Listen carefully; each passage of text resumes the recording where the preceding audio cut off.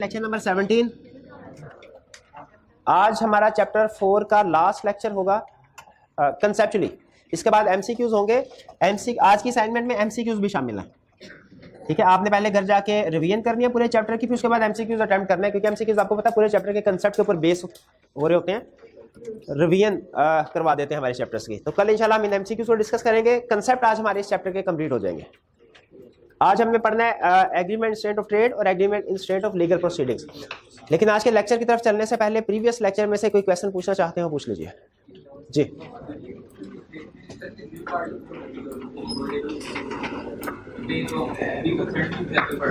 जी जी। Mistake में वो कह रहे हैं कि सर हमने फ्री कंसेंट के एग्जांपल्स पढ़ी, केसेस पढ़े जिनमें फ्री कंसेंट नहीं होती। उसमें केस था मिस्टेक। तो मिस्टेक के केस में एग्रीव्ड पार्टी कौन होगी? देखिए, मिस्टेक के केस में जिस पार्टी ने बाय किया उस प्रोडक्ट को, जिसके बारे सब्जेक्ट मैटर को जो एक्वायर कर रही है, उसे एग्रीड पार्टी समझा जाता है। ठीक है, उसे एग्रीड पार्टी समझा जाता है कि वो एग्रीड पार्टी है और उसके लिए एग्रीमेंट वॉइडेबल है। जी बिल्कुल जी। हाँ जी, मिस्टेक में वॉइडेबल उसके फैक्ट। फ्री कंसेंट का नॉर्मल रूल ये है कि एग्रीमेंट जो है वो वॉइडेबल होता है at the option of agreed party. लेकिन इसमें वो कंसेंट यहाँ तो कहता है कि एग्रीमेंट वैलिड है, यहाँ कहता है वॉइड है। इसमें थोड़ा सा फर्क है, वरना बाकी के जो केसेस थे हमारे फ्री कंसेंट के, उनमें सिंपल वॉइडेबल कहता था। याद है आपको? अनड्यू इन्फ्लुएंस में, क्वेश्चन में, मिसरिप्रेजेंटेशन में, फ्रॉड में, सब में एग्रीमेंट वॉइडेबल था। लेकिन मिस्टेक में थोड़ा फर्क है, वो अलग बता रहा है वैलिड है। किस केसेस में? यूनिलैटरल मिस्टेक में वैलिड और बायलैटरल में वॉइड। और यही वजह है कि इसी एक फर्क की वजह से हमने हर केस में इफेक्ट अलग-अलग पड़ा है। वरना अगर इसमें भी वॉइडेबल होता ना तो फिर हम क्या करते भला? फिर हम एक ही दफा स्टार्ट में बता देते कि फ्री कंसेंट नहीं है, एग्रीमेंट वॉइडेबल है। फिर डिस्कस इनको भी करते हैं, मिसरिप्रेजेंटेशन क्या है, फ्रॉड क्या है, क्वेश्चन क्या, अनड्यू इन्फ्लुएंस क्या है। लेकिन हर एक हेडिंग के अंदर इफेक्ट डिस्कस नहीं करते। आपने नोट किया होगा, हमने हर एक हेडिंग के अंदर उसकी एग्जांपल, डेफिनेशन वगैरह भी पढ़ी है और फिर इफेक्ट भी पढ़ा है। वो इसी वजह से कि सबका इफेक्ट सेम नहीं है। यहाँ पे मिस्टेक के केस में इफेक्ट डिफरेंट है। सही नोट किया आपने, बिल्कुल ठीक। और कोई क्वेश्चन? अच्छा, टेस्ट में एक दो क्वेश्चन टेस्ट के बारे में, चूंकि अभी हमारा पहला टेस्ट हुआ है तो आपसे ओपिनियन भी लेना चाह रहा था कि डिस्कशन इसकी कब होनी चाहिए, क्योंकि डिस्कशन तो जाहिर होगी। दो ऑप्शंस होती हैं, हम मेजॉरिटी के बेस पर डिसीजन कर लेंगे। पहली ऑप्शन ये होती है कि जिस दिन टेस्ट हुआ है उससे अगले दिन टेस्ट डिस्कस कर लिया जाए। दूसरी ऑप्शन ये है कि जब हफ्ता पूरा, आपको हफ्ते का टाइम होता है, हफ्ते के बाद टेस्ट चेक होकर वापस मिले, जिस दिन आपको टेस्ट वापस मिले उससे अगले दिन, ताकि आप घर जाके देख लें कि आपने क्या गलतियां किया, क्या ठीक है, और उसके बाद में नहीं वोटिंग करवा लेते हैं। कितने स्टूडेंट्स का ख्याल है कि जिस दिन टेस्ट, क्योंकि उसके अपने प्लस माइनस है दोनों के, हफ्ते बाद स्टूडेंट कहते हैं सर हम सारा कुछ भूल चुके होते हैं। ठीक है, लेकिन बहरहाल आपकी अपनी ऑप्शन है। कितने स्टूडेंट्स का ख्याल है कि जिस दिन टेस्ट और डिस्कशन उससे अगले दिन होनी चाहिए? और कितने स्टूडेंट्स का ख्याल है कि जब हमें टेस्ट चेक होकर वापस मिले उससे अगले दिन डिस्कशन होनी चाहिए? ये वाले ज्यादा स्टूडेंट। चले फिर चलिए थोड़ा सिस्टम चला के देखते हैं। अगर आपने फील किया कि नहीं वेरी नेक्स्ट डिस्कशन बेहतर है तो फिर तब कर लिया करेंगे। तो हम इसकी डिस्कशन जो करेंगे इंशाल्लाह वो आपको जब टेस्ट वापस होगा उसके बाद जी। अच्छा, मैंने देखा था शायद चैप्टर 4 का कोई क्वेश्चन था उसमें। पहले पढ़ा तो हुआ था ना आपने? वहाँ कोई बात नहीं, इक्का दुक्का पार्ट इस तरह का हो जाता है बास का। जी जी जी। नहीं, एक मिनट जी जी।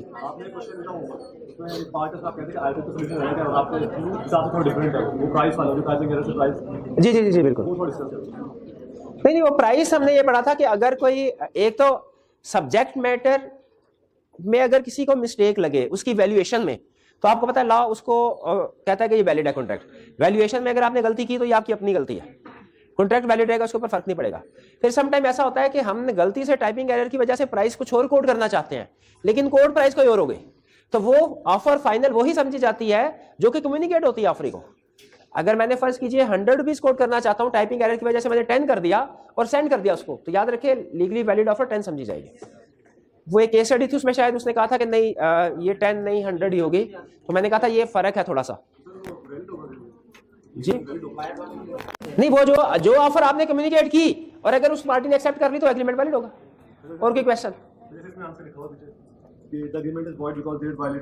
हाँ, ये बिल्कुल, ये मैंने यही कहा ना कि हमने जो सोल्यूशन लिखा है ना वो आईकैप के मुताबिक है, जो आईकैप कहता है। मैंने अपना पॉइंट ऑफ व्यू आपको बता दिया कि मेरा पॉइंट ऑफ व्यू डिफरेंट है। ये उस दिन भी डिस्कशन हुई थी। आपको जो मैंने रिकमेंड ये किया था कि आप वैलिड लिखिए इसको, ठीक, इसको वैलिड लिखिए। जी जी, और कोई क्वेश्चन? कोई आज के लेक्चर की तरफ चले? चलिए, आज हम चैप्टर 4 का लर्निंग ऑब्जेक्टिव 8 और 9 नाइस बुक के हिसाब से कर रहे हैं। हमने इस चैप्टर को 2 हिस्सों में डिवाइड किया था, एक फ्री कंसेंट और एक वाइड एग्रीमेंट। फ्री कंसेंट हमने पढ़ लिया, उसकी पांचों चीजें एक एक करके पढ़ ली। वाइड एग्रीमेंट में पहले हमने लिस्ट पढ़ी थी और मैंने आपको बताया था कि इसमें कुछ ऐसे लिस्ट में ऐसे वाइड एग्रीमेंट्स हैं जो हम पहले पढ़ चुके हैं, जैसे agreement to do impossible thing, illegal thing, wagering agreement, और माइनर के साथ अनसर्टेनिटी की वजह से जो एग्रीमेंट हो वो वाइड। ठीक है, 2 एग्रीमेंट्स ऐसे हैं जो हमने पढ़ने हैं। आज के लेक्चर में हम उन्हीं 2 एग्रीमेंट्स की डिस्कशन करेंगे। एक agreement in state of trade और दूसरा agreement in state of legal proceedings. Agreement in state of trade और agreement in state of legal proceeding. Agreement in state of trade क्या कहता है कि अगर आप, बेसिक पहले कंसेप्ट दोनों का बता दूं, फिर एक्सेप्शन डिस्कस करेंगे, कि अगर आप किसी पार्टी के साथ एग्रीमेंट करते हैं और उसे रिस्ट्रिक्ट करते हैं कि वो कोई लॉफुल प्रोफेशन अडॉप्ट ना करें, ये agreement in state of trade है। ठीक है, अच्छा, इसमें याद रखिएगा पार्शियल रिस्ट्रेंट भी हो सकती है और फुल रिस्ट्रेंट भी। इसका मतलब क्या है? जैसे अगर मैं भाई को ये कहता हूं कि आप मेरे साथ एग्रीमेंट करें, जब चार्टर्ड अकाउंटेंट बन जाएंगे तो आप कोई भी काम नहीं करेंगे। ये एग्रीमेंट लॉ कहता है कि हर इंडिविजुअल का ये बेसिक राइट है कि वो कोई भी लॉफुल प्रोफेशन अडॉप्ट करना चाहे कर सकता है। आप थ्रू एग्रीमेंट इसको नहीं रोक सकते। अच्छा, मैं इसको कोई भी काम करने से भी नहीं रोक सकता, और मैं इसको कोई एक काम का भी अगर कहता हूं कि अच्छा ठीक है बाकी के काम कर लो, लेकिन फॉर एग्जाम्पल टीचिंग ना करना। अच्छा, इसमें मैंने हालांकि फुल रिस्ट्रेंट नहीं कि मैंने से बाकी के काम करने की इजाजत दे दी है, लेकिन एक प्रोफेशन को भी रिस्ट्रिक्ट कर दिया तो भी वो एग्रीमेंट स्टेट ऑफ ट्रेड में कवर हो जाएगा। ठीक है, क्योंकि लॉफुल प्रोफेशन है, इसका राइट, अगर उसको चूज करना चाहे तो कर सकते हैं। Agreement in state of trade के बारे में जनरल कंसेप्ट ये है, चूंकि ये हर सिटीजन का बेसिक राइट समझा जाता है, इसीलिए कि कोई भी लॉफुल प्रोफेशन अडॉप्ट करना चाहे कर सकता है। तो अगर आप उसकी पाबंदी लगाते हैं उसके ऊपर तो वो एग्रीमेंट वाइड होगा। अच्छा, इसमें ट्रेड से मुराद आपने जनरल मीनिंग नहीं लेना, क्योंकि जनरल मीनिंग में हम ट्रेड कहते हैं सेल परचेज को। इसमें सेल परचेज हो, मैन्युफैक्चरिंग हो, सर्विसेज हो, हर तरह का प्रोफेशन आ जाता है। लॉ कहता है कि आप बाय एग्रीमेंट किसी को रिस्ट्रिक्ट नहीं कर सकते कि वो कोई एक खास लीगल प्रोफेशन उसको अडॉप्ट ना करे। अगर आप उसे मना करते हैं, एग्रीमेंट करते हैं, एग्रीमेंट वाइड होगा। ये बेसिक प्रोविजन समझ आ गई। जैसे आपको याद है कि एग्जांपल मैंने ये दी थी कि एक मार्केट के अंदर 2 शॉपकीपर्स हैं, एक शॉपकीपर की दुकान ज्यादा, एक ही दुकान ज्यादा चलती है, बी की कम चलती है, और बी ने ए को कहा ये ग्राहक पकड़ो और यहां से चले जाओ, अब तुमने इस मार्केट में बिजनेस नहीं करना। तो ये है agreement in state of trade, ये एग्रीमेंट वाइड। लेकिन इसकी कुछ, ये तो यहां तक तो हमने पहले भी पढ़ा हुआ था। आज हम इसकी कुछ एक्सेप्शंस की तरफ चलते हैं। एक्सेप्शंस क्या? पहले हमारे सिलेबस में एक्सेप्शंस ज्यादा होती थी, 4, अब 2 है। ठीक है, अब इस अटेंड में जो सिलेबस है उसमें सिर्फ 2 एग्जांपल्स, उनमें से भी एक एग्जांपल हमने अभी पढ़नी है और एक अभी भी पढ़ेंगे और बाद में भी पढ़ेंगे। पार्टनरशिप का टॉपिक आएगा। जैसे कुछ कंसेप्ट ऐसे हैं जो अभी हमने आगे अभी भी पढ़ लिए, बाद में, जैसे माइनर का हमने पढ़ा था, माइनर इन एजेंसी। माइनर अगर एजेंट हो तो क्या इंप्लीकेशन होगी, ये हमने अभी भी पढ़ा। ये हम आगे एजेंसी वाला टॉपिक आएगा उसमें भी पढ़ेंगे, यानी ये टॉपिक माइनर वाले में भी है, एजेंसी वाले में भी है। इसी तरह माइनर इन पार्टनरशिप, ये पार्टनर, ये कंसेप्ट माइनर वाले में भी है। ये बताया हुआ ना मैंने कि माइनर फुल फ्लेज पार्टनर नहीं बन सकता, लेकिन वो एडमिटेड इनटू, अच्छा ये लाइन मैंने बोली हुई है, admitted into benefits of partner. शाबाश शाबाश, ये माइनर वाले में भी है और पार्टनरशिप वाले में भी है। इसी तरह ये कंसेप्ट जो हम आपको स्टडी करने जा रहे हैं कि पार्टनर्स के दरमियान में agreement in state of trade, ये यहां पे भी है और आगे चल के पार्टनरशिप का टॉपिक आएगा वहां पे भी होगा। तो मैं दोनों जगह पे इक्वली डिटेल में समझाऊंगा, ताकि अगर यहां पे कोई कमी बेशी रह गई वहां पे पूरी हो जाए, और अगर सब कुछ याद है फिर भी रिवीजन हो जाए आपकी। मेन कंसेप्ट, किसी को एग्रीमेंट करके आप कोई भी लॉफुल प्रोफेशन अडॉप्ट करने से नहीं रोक सकते हैं। एक्सेप्शन का मतलब क्या होगा? एक्सेप्शन का मतलब होगा ऐसी सिचुएशन जिसमें हम किसी को एग्रीमेंट करके कोई काम करने से रोक सकते हैं। इस कंसेप्ट के एक्सेप्शन का यही मतलब होगा ना। पहली एक्सेप्शन, सेल ऑफ गुडविल या सेल ऑफ बिजनेस भी कह सकते हैं इसको। ठीक है, बिजनेस जब सेल होता है साथ में गुडविल भी सेल होती है। सेल ऑफ गुडविल, जब मैं आपकी एज में था तो मुझे याद है उस वक्त एक अखबार होता था शाम का, सहाफत के नाम से, लाहौर में, वो बड़ा चलता था। तो उसको, उसकी गुडविल बहुत ज्यादा, मतलब दुकानदार हजरात जो है ना उसको बड़ा पसंद करते थे, मसालेदार खबरें होते थे। तो एक दूसरे न्यूज़पेपर ने उस बिजनेस को, उसकी गुडविल को, उस नाम को एक्वायर करके उस नाम से फिर खुद अखबार, वही अखबार पब्लिश करना शुरू कर दिया था। अब आप खुद सोचें क्या इस, नॉर्मली तो हम किसी को नहीं रोक सकते, लेकिन जब बाय गुडविल सेल कर दी एक बिजनेस ने, अपने बिजनेस का नाम बेच दिया, तो क्या अब वो बंदा जिसने बेचा है गुडविल को, बिजनेस को, क्या वो उसी नाम से काम कर सकता है? दोबारा करना नहीं कर, वो तो उसका मकसद ही फौत हो जाएगा। ये कंसेप्ट है सेल ऑफ गुडविल। नॉर्मली आप किसी को बिजनेस करने से नहीं रोक सकते, लेकिन अगर वो बंदा आपको गुडविल सेल कर दे, बिजनेस सेल कर दे पूरे का पूरा, फिर आप उसको रोक सकते हैं, लेकिन इसकी कंडीशंस है, फिर उसको रोक सकते। और ये ध्यान में रखिएगा, दो एग्जांपल, दोनों में फर्क। एक एग्जांपल है, मैं इन भाईजान का बिजनेस नहीं खरीद रहा, हम दोनों की दुकान एक ही मार्केट में, बिजनेस नहीं खरीद रहा, बल्कि इन्हें कह रहा हूं पैसे ले लें और चले जाए। ये सेल ऑफ गुडविल या सेल ऑफ बिजनेस का केस नहीं है, ये स्टेट ऑफ वॉइड है।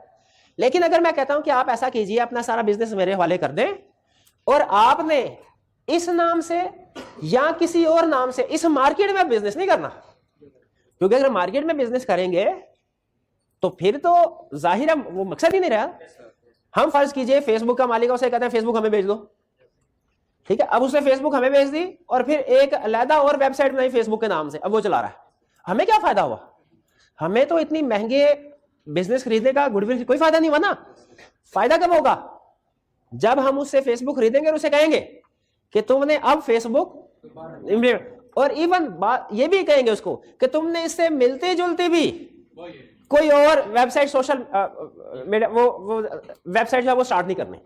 फायदा तो हमें तभी होगा ना, वरना तो सबको पता है असल में मालिक कौन है बैक। वो अगर किसी दूसरे नाम से भी वेबसाइट स्टार्ट कर दे, हम खरीद भी लें, तो लोग उस तरफ चले जाएंगे, क्योंकि उन्हें पता है बैकएंड पे ये बंदा, इसने पहले भी क्वालिटी प्रोवाइड की, एक अच्छी जो है सर्विस प्रोवाइड की थी, सोशल वेबसाइट, अब भी जो इसकी सोशल वेबसाइट नहीं होगी, लोग उस तरफ चले जाएंगे।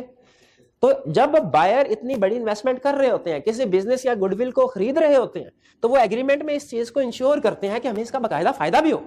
ये ना हो कि जिस बंदे ने गुडविल बनाई है वो उसके बाद इसी नाम से या किसी और नाम से इर्द गिर्द के इलाके में बिजनेस शुरू कर दे, और कस्टमर को तो चूंकि पता होता है कि बैकएंड पे कौन लोग, तो कस्टमर उधर शिफ्ट होने का खतरा होता है। इसीलिए लॉ ने यहां पे बायर को प्रोटेक्ट करने के लिए एक्सेप्शन रखी है कि अगर कोई पर्सन अपने गुडविल या बिजनेस को सेल करता है, गुडविल को, बिजनेस को सेल करता है, तो उसे फिर काम करने से, सेलर को जिसने बेची है, उसे फिर काम करने से रोका जा सकता है, लेकिन इसकी कुछ कंडीशन है। कंडीशन देखिएगा और सुनिएगा, क्या ये कंडीशन रीजनेबल है? रोका जा सकता है, प्रोवाइडेड, शर्त क्या है? Restriction is for similar business. आप सिमिलर बिजनेस करने से रोक सकते हैं। अगर कोई डिसिमिलर बिजनेस, कोई डिफरेंट बिजनेस में शुरू करना है तो करे, अखबार ना चलाए, अखबार के अलावा कोई जूतों का कारखाना शौक से करे, उस पर रिस्ट्रिक्शन अप्लाई नहीं होगी। सिर्फ सिमिलर बिजनेस करने से रोका जा सकता है। पहली कंडीशन समझ आई? पहली कंडीशन क्या हुई? जिसे हमने बिजनेस या गुडविल खरीदी है उसे हम सिमिलर, जैसे अखबार वाली एग्जांपल है, सिमिलर बिजनेस से रोकेंगे। क्लियर? फिर उसके बाद फॉर स्पेसिफाइड लोकल लिमिट, उसे बता देंगे कि आपने इस एरिया में बिजनेस नहीं करना। ये जो रिस्ट्रिक्शन है, ये मैं उसे ये नहीं कह सकता कि पूरे पाकिस्तान में अखबार नहीं अब तुमने स्टार्ट करना, नहीं, ये वाइड है, ये अनरीजनेबल है, लागत है अनरीजनेबल है, ठीक है।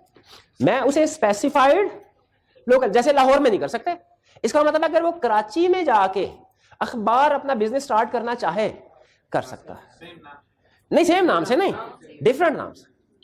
तो रिस्ट्रिक्शन होगी सिमिलर बिजनेस की, और फिर रिस्ट्रिक्शन होगी स्पेसिफाइड लोकल लिमिट की।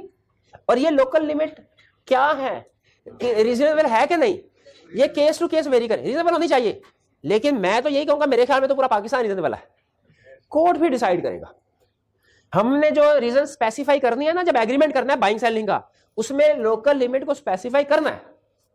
लेकिन अगर वो लोकल लिमिट अनरीजनेबल, जैसे मैंने पूरा पाकिस्तान एग्रीमेंट में स्पेसिफाई कर दिया और उसने साइन कर भी दिया, ला कहेगा नहीं भाई ये तो लोकल अखबार था, लाहौर में सिर्फ निकलता था। अब आपने कराची में अगर दूसरा बंदा अखबार निकाल रहा है तो आपको तो कोई फर्क नहीं पड़ेगा, आपकी तो मार्केट ही लोकल। तो इसी तरह सिमिलर बिजनेस के लिए रिस्ट्रिक्शन है, स्पेसिफाइड लोकल लिमिट के लिए, जो कि क्या होनी चाहिए, रीजनेबल होनी चाहिए। ये दूसरे और ये तीसरे।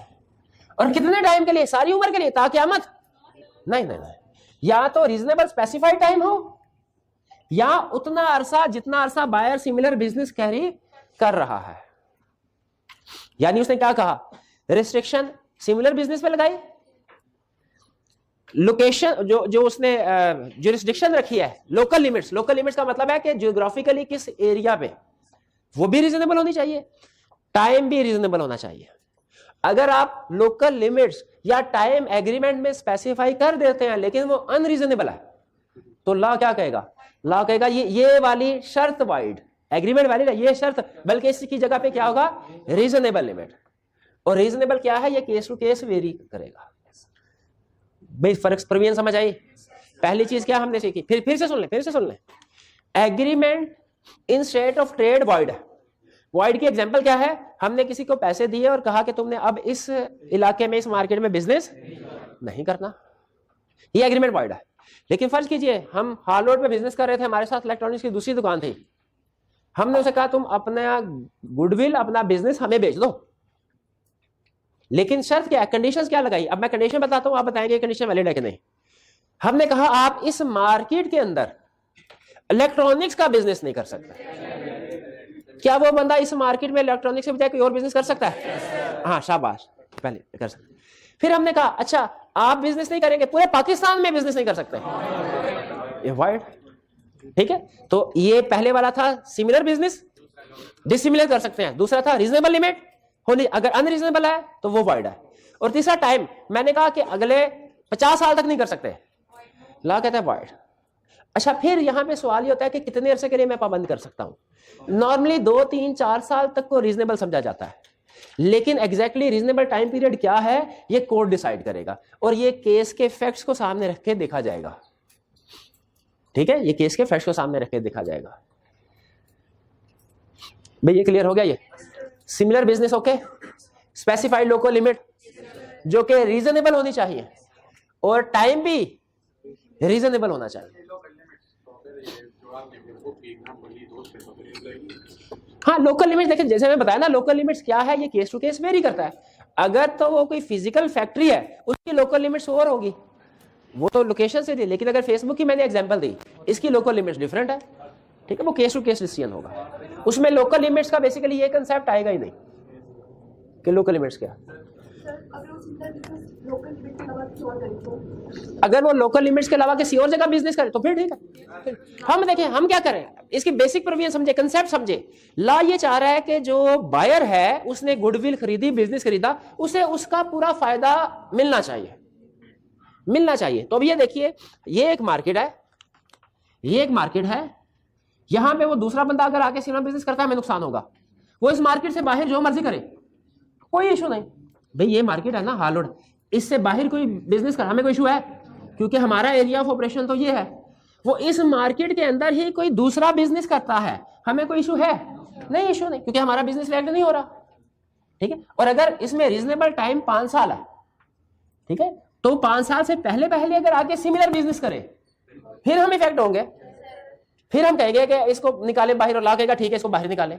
लेकिन अगर वो एक रीजनेबल टाइम जैसे 5 साल है उसके बाद आता है फिर हमें कुछ, क्योंकि 5 साल में हम सफिशिएंट बेनिफिट उठा चुके होंगे।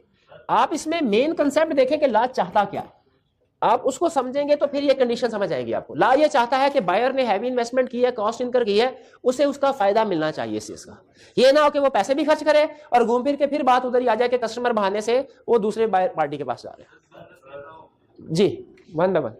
फार्मास्यूटिकल इंडस्ट्री जो है वो पेटेंट बाय करती है, मतलब एक इंडस्ट्री में 3 से 4 इंडस्ट्री पेटेंट बाय करके वो। हाँ देखिए, पेटेंट्स वगैरह वो भी मैंने पहले आपको बताया, कुछ चीजें ऐसी है जो हमारे, इसकी मजीद एग्जांपल भी है, ठीक है। जैसे उन्होंने एक एग्जांपल दी, प्रैक्टिकल एग्जांपल दी, उन्होंने कहा सर कंपनी अपनी प्रोडक्ट जो है जब उसको पेटेंट करवाती है तो फिर किसी दूसरे को वो प्रोडक्ट मैन्युफैक्चर करने से रोकती है, तो या इसको लॉ, ये भी एक तरह से स्टेट ऑफ ट्रेड है, ठीक है। या समटाइम किसी को लाइसेंस दिया जाता है तो बता हम इतने यूनिट्स प्रोड्यूस कर सकते हैं, लेकिन लॉ इनको प्रोटेक्ट करता है, बिल्कुल। और भी एग्जांपल है, लेकिन मैं सिर्फ अपने सिलेबस की हद तक रहूंगा, जिसमें दो ये बात समझ आ गई जी।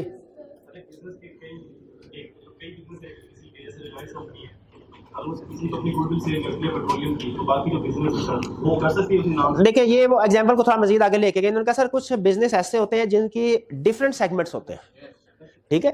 वो अगर अपने किसी एक सेगमेंट को सेल करते हैं, ठीक है, और जो बायर है वो ये रिस्ट्रिक्शन लगाता है कि आप फर्दर जो है ये बिजनेस नहीं करेंगे, तो वो सिर्फ रिस्ट्रिक्शन सिमिलर वो सेगमेंट के लिए होगी कि पूरी कंपनी के लिए? सेगमेंट के लिए होगी, सेगमेंट के लिए। सब्स्टिट्यूट बिजनेस नहीं कर सकता, इन्होंने कहा सब्स्टिट्यूट बिजनेस कर सकता, सब्स्टिट्यूट तो सिमिलर हो जाएगा, सिमिलर का मतलब सब्स्टिट्यूट है, ठीक। अभी हम क्वेश्चंस करेंगे केस स्टडी, उसमें ये कंसेप्ट मजीद खुल के सामने आएगा। आपने फिलहाल ये ध्यान में रखना agreement state of trade wide है, लेकिन सेल ऑफ गुडविल या सेल ऑफ बिजनेस कह लें इस केस में वैलिड है, लेकिन उसकी कंडीशन है कि वो रीजनेबल होनी चाहिए रिस्ट्रिक्शन वगैरह, ठीक है। आगे बिजनेस सेम ना तो फिर कर सकता है, हाँ फिर कर सकता है। आगे चलते हैं। Agreement between partners, agreement between, क्या पार्टनर्स एक दूसरे के साथ एग्रीमेंट करके, पार्टनरशिप आपको पता है पार्टनरशिप क्रिएट ही एग्रीमेंट की बेस पे होती है, और माइनर को भी इसी वजह से कहा गया पार्टनर नहीं बन सकता क्योंकि माइनर एग्रीमेंट करने के लिए इनकम्पिटेंट है, और जब तक एग्रीमेंट नहीं होगा पार्टनरशिप क्रिएट नहीं होगी। अच्छा, पार्टनर अगर चाहे, छोटी सी एग्जांपल लेते हैं, फर्ज कीजिए ऐसा है नहीं, सिर्फ एग्जांपल देने के लिए आपको बता रहा हूं। फर्ज कीजिए कि राइज है, उसमें 10 लोग हैं, वो पार्टनर हैं, उनमें एक मैं भी हूं। क्या मुझे यह कहा जा सकता है कि आपने सिर्फ राइज में पढ़ाना है, किसी और जगह नहीं पढ़ाना? एग्रीमेंट में लिखा जाता है, सोचें जरा, क्योंकि अगर मैं किसी और जगह पढ़ाता हूं तो फिर इससे नुकसान कौन सकता है, तो ये इसकी इजाजत होनी चाहिए। बिल्कुल ये अच्छा, ये वैलिड है। अच्छा सुने, अच्छा ये तो चले आपने आसानी से जवाब दे दिया, अगला सवाल का जवाब दीजिए। मैं अगर बाकी पार्टनर के पास गया, मैंने उनसे पूछा मैंने किसी दूसरी जगह पढ़ाना है, पढ़ा लूं? उन्होंने कहा जी नहीं पढ़ा सकते। मैंने कहा अच्छा। अब मैंने कहा ये पढ़ा तो रहा हूं, उसके साथ शाम में मैं रिक्शा भी चलाना चाहता हूं, अब बताइए, या कोई और, ये तो है मैंने मजाक में बात, कोई और डिसेंट प्रोफेशन, फॉर एग्जांपल मैंने कहता हूं मैं इलेक्ट्रॉनिक्स टीवी वगैरह एसी वगैरह सेल करना चाहता हूं, मैं कंप्यूटर सेल करने का काम करना चाहता हूं, यानी इन शॉर्ट डिसिमिलर बिजनेस करना चाहता हूं। सिमिलर नहीं, सिमिलर बिजनेस में तो आपको समझ आ गई बात कि नहीं इससे इंटरेस्ट इफेक्ट होगा, उसकी इजाजत नहीं होनी चाहिए। क्या मुझे डिसिमिलर बिजनेस से रोका जा सकता है? भाई यस, रोका जा सकता है, रोका बिल्कुल रोक सकते हैं, ताकि अपना फुल टाइम जो है वो एक ही एक्टिविटी के ऊपर लगाया जाए। याद रखें, जो पहला सूल सुने, पहला सूल, पार्टनर जब आपस में एग्रीमेंट करेंगे तो उस एग्रीमेंट में किसी भी पार्टनर को कोई भी काम, चाहे सिमिलर और डिसिमिलर, वो करने की इजाजत भी दी जा सकती है और उससे रोका भी जा सकता है। पहला कंसेप्ट क्या बिल्ड किया? पार्टनरशिप में पार्टनर एग्रीमेंट करेंगे तो उसमें एग्रीमेंट के जरिए किसी भी दूसरे पार्टनर को कोई भी काम, चाहे वो सिमिलर और डिसिमिलर, वो काम करने की इजाजत भी दी जा सकती है और उसे रोका भी जा सकता है। समझ आई? यानी मैं अगर कहा पार्टनरशिप एग्रीमेंट में लिखो मैं पार्टनर बनने को तैयार हूं, मेरी शर्त है मैं किसी दूसरी जगह भी पढ़ाऊंगा, उन्होंने कहा ठीक है मान लिया तो पढ़ा सकते। बाकी पार्टनर ने कहा ठीक है आपको पार्टनर बनाते हैं इस शर्त पे कि आप टीचिंग के अलावा और कोई काम भी नहीं करेंगे, किसी और जगह पढ़ाएंगे भी नहीं और किसी और जगह कोई और काम भी नहीं करेंगे, पाबंदी लगा दी एग्रीमेंट में, मैंने साइन कर दिया, ये भी वैलिड है।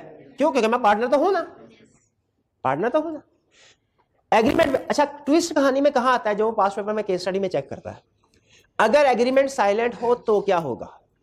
मैं आपसे पूछता हूं, आप अपनी जजमेंट लगाइए।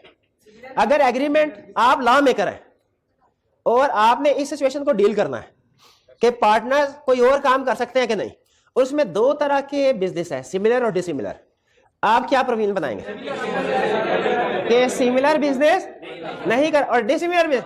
एग्जैक्टली यही लॉ में लिखा हुआ है।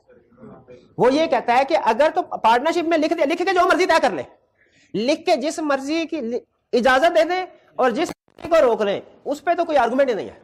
हाँ, अगर एग्रीमेंट साइलेंट है, अगर एग्रीमेंट यानी एग्रीमेंट में नहीं लिखा हुआ कुछ भी, तो फिर रूल क्या लगेगा कि कोई भी पार्टनर सिमिलर बिजनेस नहीं कर सकता, डिसिमिलर कर सकता है। यह बात समझ आ गई? यही बात यहां पे लिखी हुई है कि आप एग्रीमेंट करके जो भी एग्जिस्टिंग पार्टनर है उसको रोक सकते हैं, सिमिलर बिजनेस से भी डिसिमिलर से भी। अच्छा, सिमिलर से तो वो वैसे ही रुका होगा ना, चाहे आप ना भी लिखें, लेकिन एग्रीमेंट के जरिए किसी पार्टनर को डिसिमिलर बिजनेस करने से भी रोक, ताकि वो अपना पूरा ध्यान, पूरी तवज्जो, पूरा टाइम इस पर। ये एग्रीमेंट स्टैंड ऑफ ट्रेड तो नहीं है एक तरह से, क्योंकि ये पार्टनरशिप की वेलफेयर के लिए किया गया, तो ये वैलिड है। क्लियर हुई ये बात? अच्छा आगे चल, ये तो था एग्जिस्टिंग पार्टनर। एग्जिस्टिंग पार्टनर को हम कोई भी काम करने से रोक सकते हैं, ये एग्रीमेंट स्टेट ऑफ ट्रेड तो नहीं होगा। दूसरा, आउटगोइंग पार्टनर। समटाइम ऐसा होता है कि हम आउटगोइंग पार्टनर्स को रिस्ट्रिक्ट कर देते हैं। क्या कि अच्छा आप पार्टनरशिप छोड़ के जा तो रहे हो, लेकिन आप इस स्पेसिफाइड लोकल लिमिट में रीजनेबल टाइम तक अपना काम शुरू नहीं करेंगे। ये पार्टनरशिप में पहले लिख सकते, अगर लिखा होगा पार्टनरशिप में एग्री किया तो फिर ये वैलिड होगा, फिर ये वैलिड होगा। जैसे फर्ज कीजिए, पहले एक एग्जांपल हुआ करती थी यहाँ पे, वो समझाने, अब हमारे सिलेबस में नहीं है लेकिन एग्जांपल आपके सामने रख रहा हूं। फर्ज कीजिए कि मेरे पास एक टी आता है, कहता है सर मैं भी टीचर बनना चाहता हूं। मैं कहूंगा ठीक है बिल्कुल, मैं तुम्हें सारे गुरु जितनी सारी एग्जांपल, सारे डिजाइन वगैरह सब कुछ हैंड ओवर भी कर देता, तुम्हें काम सिखा भी दूंगा, तुम्हारी ट्रेनिंग भी करूंगा। स्टूडेंट ज्यादातर किस टॉपिक में क्या क्या सवाल पूछते हैं वो भी बता दूंगा, पास पेपर में किस किस कौन सा टॉपिक है वो भी बता दूंगा सारा कुछ। लेकिन मेरी शर्त है क्या, कि कल कला को जब, अभी तो चले साल 2 साल 3 साल तुम मेरे साथ है, कल कला को जब तुम अलहदा होगे तो तुमने कम से कम इस एरिया में कॉलेज अपना स्टार्ट नहीं करना, किसी दूसरे एरिया में कर लेना 5 साल तक, 5 साल तक, ताकि मैं ये ना हो कि 5 साल के बाद मेरे से सारा काम सीख के उसके बाद मुझे बाईपास कर दें। रिस्क होता है ना, बिजनेसमैन को रिस्क होता है। बताइए क्या ये एग्रीमेंट वैलिड है कि नहीं? बिल्कुल वैलिड है, ये प्रोटेक्शन के लिए वैलिड है। इसी तरह जब एग्रीमेंट हो रहा था पार्टनर में, पार्टनर को अंदाजा होता है, वैसे तो एग्रीमेंट करते हुए सारे शुभ शुभ ही सोचते हैं, लेकिन सबको पता होता है कि कोई भी पार्टनरशिप हो एंड इसका यही होना है कि इसने टूटना है। तो वो उसी वक्त ये लिख देते हैं कि अगर कोई पार्टनर रिजाइन किया तो वो कुछ स्पेसिफाइड पीरियड में स्पेसिफाइड लोकल लिमिट में अपना काम नहीं करेगा, वरना अगर ये प्रूव ना तो फिर क्या होता, कोई पार्टनर बाहर निकलता, वो उसी फर्म के कस्टमर को तोड़ता, उसी जगह पे दुकान अपनी खोल लेता और उसी के कस्टमर को तोड़ता, उसी के सप्लायर से माल खरीदता। तो ये बाकी सारे पार्टनर्स को प्रोटेक्ट करने के लिए उन्होंने इसकी भी इजाजत दी है कि जब कोई पार्टनर, आउटगोइंग पार्टनर, जब कोई पार्टनर रिजाइन करके जाएगा या जब कोई फर्म डिसॉल्व होगी, फर्म खत्म होगी, कोई एक पार्टनर जाए या सारी फर्म खत्म हो जाए या ज्यादातर पार्टनर क्विट करें या गुडविल को सेल किया जाए, हर सेल ऑफ गुडविल तो ऊपर ही कवर हो गया, ये एग्जैक्टली वही है। जैसे इंडिविजुअल जब अपने बिजनेस को सेल करे तो उस इंडिविजुअल को सिमिलर बिजनेस करने से रोका जा सकता है, उसी तरह जब सारे पार्टनर्स अपनी पार्टनरशिप को सेल कर दें तो उन सारे पार्टनर्स को सिमिलर बिजनेस करने से रोका जा सकता है। वो तो एक ही कंसेप्ट। हाँ, ये कंसेप्ट कि अगर कोई पार्टनर फर्म को क्विट करता है तो उसको रोका जा सकता है, किस चीज से, कि वो सिमिलर बिजनेस नहीं करेगा। कहां तक? स्पेसिफाइड पीरियड या स्पेसिफाइड लोकल लिमिट तक। ठीक। समटाइम कुछ जो लॉयर्स होते हैं ना, वो आपस में ये एग्रीमेंट इस तरह का कर लेते हैं कि लाहौर में 5 पार्टनरशिप है लॉयर्स की, वो कहते हैं ठीक है हमारे क्लाइंट्स हैं, सारी इंफॉर्मेशन एक दूसरे के साथ शेयर करते हैं, अगर किसी ने क्विट करना है ना तो वो लाहौर में प्रैक्टिस नहीं करेगा फिर, ठीक है, वो लाहौर के अलावा किसी दूसरे शहर में जाके प्रैक्टिस करेगा ताकि वो हमारे लाहौर के क्लाइंट्स को ना तोड़े। तो क्या ये रिस्ट्रिक्शन अगर लगाई जाती है वैलिड है? बिल्कुल वैलिड है। क्लियर हो गया दोनों? आज हमने दो एग्रीमेंट स्टेट ऑफ ट्रेड पढ़ा, इसमें 2 एग्जांपल्स पढ़े, सेल ऑफ गुडविल, ये इंडिविजुअल वाली एग्जांपल थी, और फिर एग्रीमेंट बिटवीन पार्टनर्स, जिसमें अहम चीज क्या सीखी हमने, थ्रू एग्रीमेंट किसी भी बिजनेस को अलाउ भी किया जा सकता है, रिस्ट्रिक्ट भी किया जा सकता है। एग्रीमेंट में जो भी तय पाया ओके या नॉट ओके वो ठीक है, लेकिन अगर एग्रीमेंट साइलेंट है तो सिमिलर बिजनेस कोई भी पार्टनर नहीं कर सकता, डिसिमिलर कर सकता है, और अगर पार्टनरशिप को छोड़ के चला जाए फिर सिमिलर कर सकता है। हाँ, specified local period, specified limit और स्पेसिफाइड पीरियड तक नहीं कर सकता, बाद में कर सकता है। आगे चल रहे agreement state of legal proceedings. जिस तरह मैरिज हर बंदे का बेसिक राइट है, हर सिटीजन का लॉ रिकॉग्नाइज करता है इसको, जिस तरह ट्रेड करना हर एक का बेसिक राइट है, लॉ इसको रिकॉग्नाइज करता है, उसी तरह कानून का दरवाजा खटखटाना, कानून की मदद लेना, यह भी हर सिटीजन का बेसिक राइट है। थ्रू एग्रीमेंट आप इसको खत्म नहीं कर सकते। जैसे अगर मैंने किसी के साथ कोई भी एग्रीमेंट किया ना with intention to create legal relationship, कोई भी वैलिड एग्रीमेंट हुआ, तो ये अंडरस्टूड है कि एक पार्टी उसके ऊपर अमल नहीं करती तो दूसरी पार्टी ब्रीच ऑफ कॉन्ट्रैक्ट का केस फाइल कर सकती है, चाहे ये लिखा क्यों ना हो, चाहे ये लिखा कि इन case of breach of agreement कोई पार्टी केस फाइल नहीं करेगी, चाहे ये लिखा क्यों ना हो, स्टिल अगर ब्रीच ऑफ कॉन्ट्रैक्ट हुआ है पार्टी एक दूसरे के खिलाफ केस फाइल कर सकती है। ठीक है। अच्छा, अगर एक मुश्किल कंसेप्ट है आपके साथ शेयर करता हूं, 2 पार्टीज के दरमियान में एग्रीमेंट हुआ, उसमें ये लाइन लिखी हुई है नीचे, there is no intention to create legal relationship between parties, no intention to create legal relationship between parties, ये वाइड है, एसेंशियल नहीं है। हाँ, एग्रीमेंट हुआ, स्टाम्प पेपर पे हुआ, उस पर लिखा हुआ है कि अगर किसी एक पार्टी ने ब्रीच किया तो कोई भी पार्टी दूसरी पार्टी के खिलाफ केस फाइल नहीं कर सकती, ये अब देखें, ये वाली प्रोविजन, ये वाली वैलिड है कि वॉइड है? वॉइड। क्या इस सूरत में लिखा हुआ एग्रीमेंट में, लेकिन फिर ब्रीच होता है, तो क्या पार्टी केस फाइल कर सकती है? यस, क्योंकि कानून का दरवाजा, कानून की हेल्प लेना हर पर्सन का बेसिक राइट है, चाहे एग्रीमेंट में जो मर्जी लिख दिया गया हो। ठीक है, इसीलिए उसने कहा agreement in state of legal proceeding is void. Agreement in state of legal proceeding is, इसकी एग्जांपल क्या है कि दो पार्टीज आपस में लीगल एग्रीमेंट तो करें, लेकिन उसमें ये लिखते हैं कि अगर वायलेशन हुई, कोई पार्टी दूसरे के खिलाफ केस फाइल नहीं करेगी। अगर केस फाइल नहीं करेगी तो फिर तो वो लड़ाई झगड़े वाली बात होगी ना। लॉ कहता है नहीं, इसके बावजूद भी आपका राइट है कि अगर ब्रीच ऑफ कॉन्ट्रैक्ट होता है आप हमारे पास आके केस फाइल कर सकते हैं। ये समझ आई बात। लेकिन इसके भी कुछ एक्सेप्शन है। एक्सेप्शंस क्या है कि जब agreement state of legal proceedings valid होगा। अब इसमें एक टॉपिक ऐसा है जो ICAP ने इस अटेम्प्ट में हमारे सिलेबस में ऐड किया है, to refer dispute to arbitrator. Arbitrator कौन होता है? सुलह करवाने वाला। जैसे आपने अक्सर देखा होगा मोहल्ले में वो सालसी कौंसल होती है, मसालती कौंसल, पंचायत वगैरह, इस तरह। ये थोड़ा सा कंसेप्ट जो है ना, ये थोड़ा सा रिफाइंड है पंचायत से।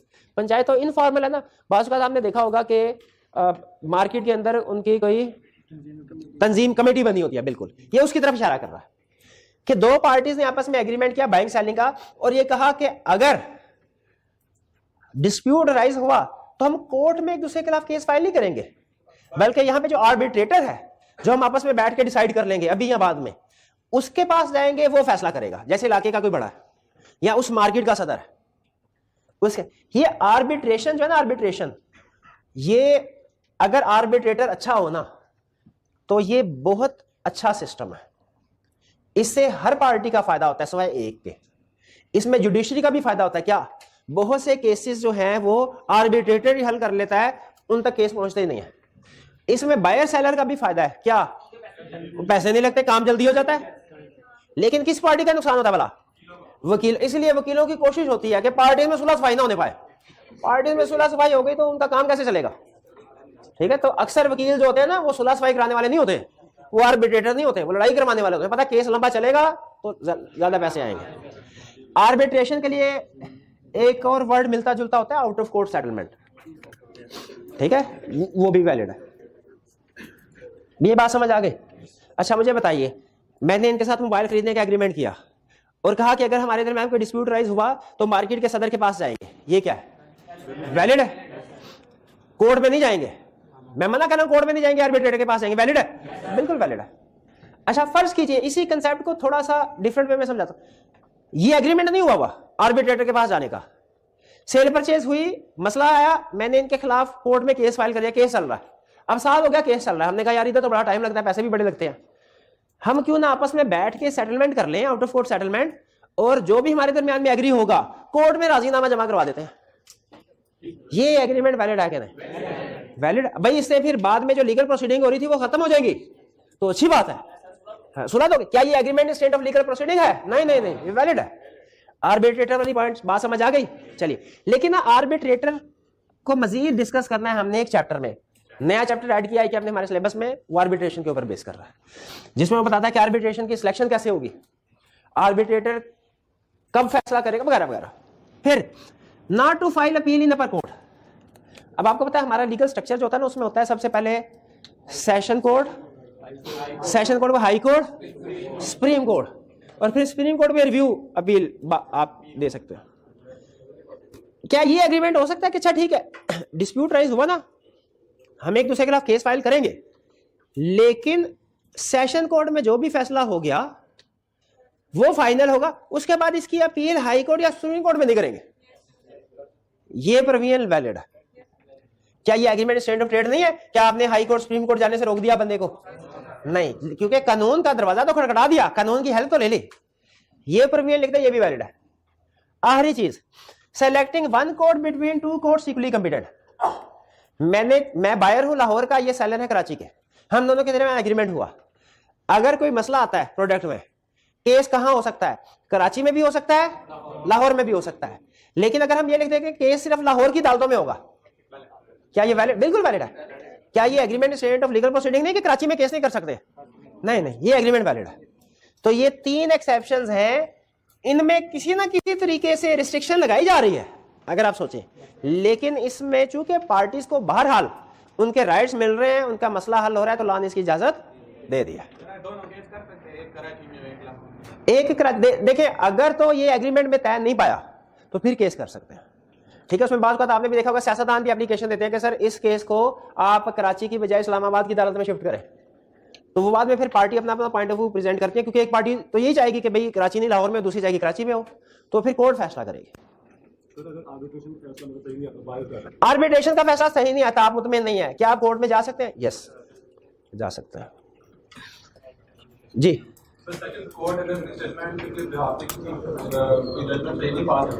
देखिए अगर आपने, ये एक बात तो पक्की होती है, जब भी केस का फैसला आता है एक पार्टी ने जीतना है, एक ने हारना है, और हारने वाली पार्टी कभी ये नहीं कहेगी कि फैसला ठीक हुआ है, ये पक्की बात है। अगर आपने तय कर दिया ना कि अपर कोर्ट में अपील फाइल नहीं करेंगे, तो फिर चाहे आपके ख्याल में जज ने अन्यथा फैसला किया, वो वैलिड हो गया, आप उसको चैलेंज नहीं कर सकते, फिर अपील फाइल नहीं कर सकते। क्लियर? चलिए आज के लेक्चर में हमने दो कंसेप्ट सीखे, पहला एग्रीमेंट स्टेट ऑफ ट्रेड, दूसरा agreement state of legal proceeding. Agreement state of trade simple provision क्या है कि आप किसी को भी कोई लॉफुल प्रोफेशन अडॉप्ट करने से रोकते हैं तो ये एग्रीमेंट वॉइड होगा, लॉ ने हर एक को इजाजत दिया, वो कोई भी अडॉप्ट कर सकता है, लेकिन इसकी एक्सेप्शंस हैं। क्या एक्सेप्शंस है इसकी? सेल ऑफ गुडविल और एग्रीमेंट बिटवीन पार्टनर्स, ठीक है। सेल ऑफ गुडविल, अगर आप गुडविल सेल करते हैं तो आपको रोका जा सकता है सिमिलर बिजनेस करने से, लेकिन वो रीजनेबल, ये restriction reasonable jurisdiction, reasonable local limits में और रीजनेबल टाइम पीरियड के लिए होनी चाहिए, और सिमिलर बिजनेस के लिए। और एग्रीमेंट बिटवीन पार्टनर के केस में किसी भी एग्जिस्टिंग पार्टनर को रोका जा सकता है कि वो कोई भी सिमिलर या डिसिमिलर बिजनेस से भी रोका जा सकता है, और आउटगोइंग पार्टनर्स को भी रोका जा सकता है कि वो सिमिलर बिजनेस नहीं करेगा रीजनेबल लिमिट और रीजनेबल टाइम में। और agreement in state of legal proceeding में अगर दोनों पार्टीज आपस में एग्रीमेंट करती है कि ब्रीच की सूरत में कोई भी किसी के खिलाफ कानूनी कार्रवाई नहीं करेगी, ये एग्रीमेंट वॉइड है। यानी इसका मतलब क्या हुआ, वो कानूनी कार्रवाई कर सकती है, लेकिन 3 एक्सेप्शन है जिनमें फर्दर आप कुछ नहीं कर सकते। पहली एक्सेप्शन क्या है, आर्बिट्रेटर को, अगर आपने एग्रीमेंट में तय कर लिया आर्बिट्रेटर को केस फाइल करेंगे तो आप डायरेक्ट फिर कोर्ट के पास नहीं जा सकते, डिसएग्रीमेंट है आर्बिट्रेटर के पास आएंगे। दूसरा, आपने अगर एग्री कर लिया कि अपील फाइल नहीं करेंगे तो कोर्ट के पास गए, लोअर कोर्ट ने जो भी फैसला दिया वो फाइनल है, अब आप अपर कोर्ट के पास नहीं जा सकते। हाई कोर्ट, अपर कोर्ट से मुराद हाई कोर्ट या सुप्रीम कोर्ट। और अगर आपने ये एग्री कर लिया कि कराची और लाहौर में से किसी, लाहौर की अदालतों में केस फाइल करेंगे आप, एग्रीमेंट में तय पाया तो ये वैलिड है, फिर आप कराची की अदालतों में केस फाइल। क्लियर? चलिए आपके पास 3 मिनट है, आप रीडिंग कर लीजिए, इसके बाद इसके पास पेपर के क्वेश्चंस की तरफ चलते हैं। जी पॉज कीजिएगा, कर दीजिए जी, रिकॉर्डिंग स्टार्ट है। चलिए आज के लेक्चर से रिलेटेड आई कैप के एग्जांपल और पास पेपर के क्वेश्चन को डिस्कस करते हैं। ये नोट्स वाला बंद कर दें, अब सिर्फ आपके दिमाग में जो कुछ है आपने वही कंसेप्ट अप्लाई करना है।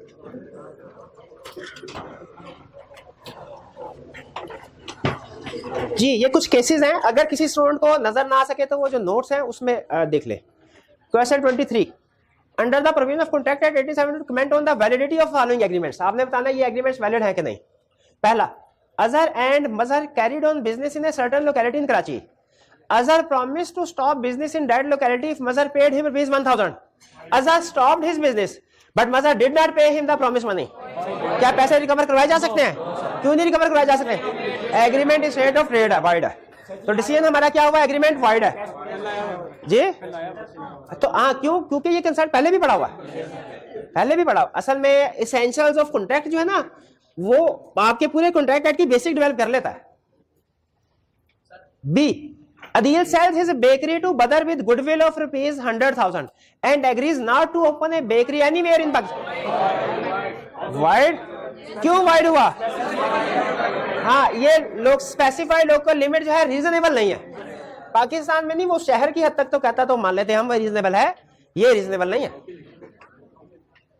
बी, अच्छा जैसा मुझे ये बताइए, फर्ज कीजिए ये जो गोरमे बेकरी है ये सिर्फ पंजाब में है ना, पंजाब में ऑपरेट करती है ना, पंजाब के अलावा किसी प्रोविंस में तो इसकी ब्रांचेस नहीं है गोरमे की। हाँ अगर गोरमे बेकरी वाले ये बेच दें हमें और फिर सिंध में जाके बिजनेस करना शुरू कर दें, कर सकते हैं? बिल्कुल कर सकते हैं। हाँ यहाँ पे तो ये केस टू केस वेरी करेगा कि रीजनेबल लिमिट क्या है। बहरहाल यहाँ पे जो पूरा पाकिस्तान उसे रिस्ट्रिक्ट कर दिया, ये रीजनेबल नहीं, एग्री करते हैं इससे? आगे चलते हैं। C, Salman sells his business of imitation jewellery in Multan to Dawood. Business sell कर रहा है, नोट कीजिएगा, and promises that for 2 years he will not deal in imitation in Multan. अच्छा आप देखें, ये सेल ऑफ बिजनेस से पता चल गया सेल ऑफ गुडविल का केस है। अब इसमें देखें 2 years क्या बता रहा है, रीजनेबल टाइम। अच्छा, इमिटेशन ज्वेलरी क्या बता रहा है, सिमिलर बिजनेस। और मुल्तान क्या बता रहा है, लोकल लिमिट। तो रीजनेबल, तीनों चीजें रीजनेबल लग रही है आपको, चलिए valid. D, Shabbir joins the firm of Bashir and Munir who deal in spare parts at the mall Lahore. Shabbir agrees that, अब ये देखें पार्टनर है, agree after leaving the firm he will not carry on similar business at the mall for 2 years। Reasonable है, बिल्कुल valid है। इसका मतलब है ये रिस्ट्रिक्शन वैलिड है, उसे रोका जा। अच्छा बताइए, वो 6 महीने बाद माल में कोई और बिजनेस शुरू कर दे, कर सकता है? अच्छा, माल में ही सिमिलर बिजनेस 3 साल के बाद कर ले, फिर कर सकता है, बिल्कुल ठीक। ये क्लियर, आगे चलते हैं। 24 under the provision of contract act 27 comment on the validity of following agreement. बताना है वैलिड है कि नहीं। Anwar agrees to sell sugar to Bashir and both agree that in case of breach of contract by any party none of them will go to the court. ये agreement state of legal proceeding. B, Azam gives Babar ₹100,000 as a loan for 1 year and agrees that if Babar fails to return the loan, Azam must sue within 2 years. Otherwise, Babar will not be liable. अच्छा, limitation period, limitation law में 3 साल दिया हुआ है, आप इस legal provision को change नहीं कर सकते। 3 साल थे, तो जब लॉ ने 3 साल की इजाजत दी है, वाइड है, यानी इसका मतलब क्या है कि वो 3 साल तक केस फाइल कर सकता है, 3 साल तक केस फाइल कर सकता है। C, Adeel sells 50 clocks to Kashif, both agree that any dispute will be refer to arbitrator. यानी कह रहे कोर्ट के पास नहीं जाएंगे, आर्बिट्रेटर के पास जाएंगे, वैलिड है। D, Atif sells sports goods from Sialkot to Naeem in Lahore. In case of dispute they may sue in Sialkot court और लाहौर कोर्ट, दोनों ऑप्शन उनके पास। एग्री क्या किया, both agree that they will sue in Lahore court. Exception में, agreement in state of legal proceeding के exception में। E, Adeel contracts to sell books to Naeem. In case of dispute they decide that the matter shall be taken to district civil court as per law but no party shall appeal against the decision of district wise. Valid है, ये भी exception में था। 2 exception हो गई, एक arbitrator वाली, बल्कि 3 ही हो गई, आर्बिट्रेटर वाली भी, अब appeal ji. 25 Naim and Salim while forming a contract agree that in case of breach by any of them the matter shall be referred to an arbitrator mutually selected by them. They also agree that only the amount of damages as may be awarded by such arbitrator shall be payable. जो वो कहेगा, is this agreement valid? B, Naim had filed a suit against Kareem in court for breach of contract. Kareem contacted Naim and requested out of court settlement. Naim agreed and both of them signed and submitted a written arbitration agreement to court. Valid है या? बिल्कुल, party ने आपस में सुलहनामा कर लिया, जो भी ले देंगे तो एग्रीमेंट वैलिड है। सबसे अच्छा क्वेश्चन, और शायद नजर नहीं आ रहा होगा आपको, कंफर्म है तकरीबन नजर नहीं आ रहा होगा। आ रहा, चले नहीं नजर आ रहा तो बुक पे देख ले, क्वेश्चन 26 है। अब सुनिए, इसका साथ साथ आखिरी क्वेश्चन है, हिम्मत रखिए, हिम्मत। Until recently, Mansoor and Arif were independently engaged in the business of selling sweet at Multan railway station. Multan railway station पे 2 लोग मिठाई बेचते थे, एक का नाम मंसूर था, एक का नाम आरिफ था। Mansoor incurred a loss due to competition, Mansoor की दुकान नहीं चलती थी। Arif in view of his friendship with Mansoor agreed to move his business to the old city area. Arif ने मंसूर से कहा, तुम मेरे दोस्त हो, तुम्हारे लिए ये जगह कुर्बान, मैं वो पुराने एरिया में ओल्ड सिटी में चला जाता हूं, रेलवे स्टेशन पे तुम दुकान खोल के बिजनेस करो, तुम कर लो। They reached an agreement that Arif would not engage in any competing business with Mansoor. It was also agreed that in case of a breach none of them would have recourse to court of law for the enforcement of their rights. Agreement में 2 चीजें agree की। पहले की कि वो competing business में engage नहीं होगा, वो वैलिड है। क्या उसने बिजनेस में, इस बात सवाल डिपेंड करता है बिजनेस या गुडविल सेल किया कि नहीं की। नहीं, अगर गुडविल या बिजनेस सेल किया होता ना, फिर ये वाली बात वैलिड थी कि मैं कंपीटिंग बिजनेस नहीं करूंगा। लेकिन sale of goodwill, sale of business का केस नहीं है। कैसे पता चला? हाँ, फ्रेंडशिप है, और कोई नहीं उसने बताया कि उसने गुडविल को सेल किया, बिजनेस को सेल किया कि नहीं। दूसरा, आगे चलते हैं, और ये जो दूसरी बात एग्री की है कि कोई भी लॉ के पास नहीं जाए, कोर्ट में नहीं जाएगा, agreement state of legal proceeding, ये भी वाइड, दोनों बातें वाइड।